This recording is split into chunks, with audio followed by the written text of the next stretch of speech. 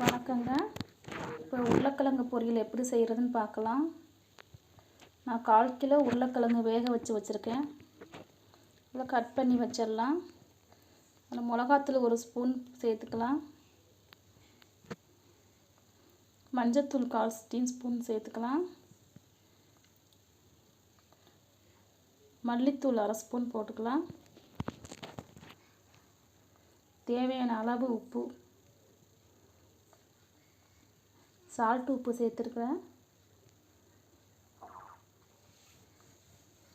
கொஞ்சம் மிளகுத்தூள் 1/4 ஸ்பூன் சேர்த்துக்கலாம்.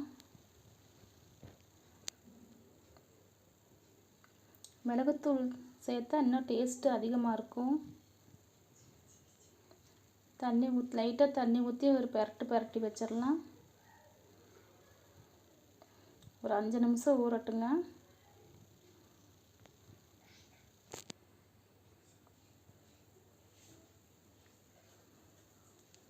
ஆயில் ஊற்றிக்கலாம். சோம்பு, கருவேப்பிலை போட்டுக்கலாம். உருளைக்கிழங்கு சேர்த்துக்கலாம்.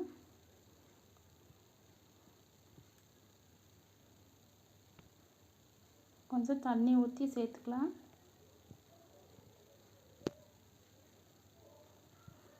பூண்டு வேணும்னா பூண்டு தட்டி போட்டுக்கலாம். இன்னும் டேஸ்ட்டு நல்லா இருக்குங்க. நான் பூண்டு போடலை. நீங்கள் வேணும்னா பூண்டு தட்டி போட்டுக்கலாம்.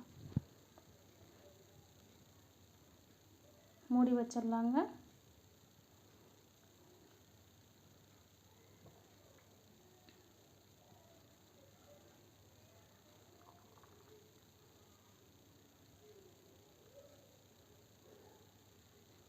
எண்ணெய் பிரிஞ்சு வந்திருக்கு. ஒரு கிளறி விட்டலாம்.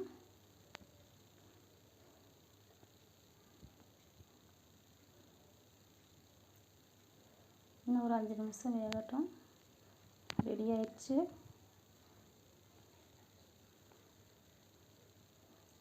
நல்ல ஒரு கிளறுங்க. இப்போ ரெடி ஆயிடுச்சுங்க.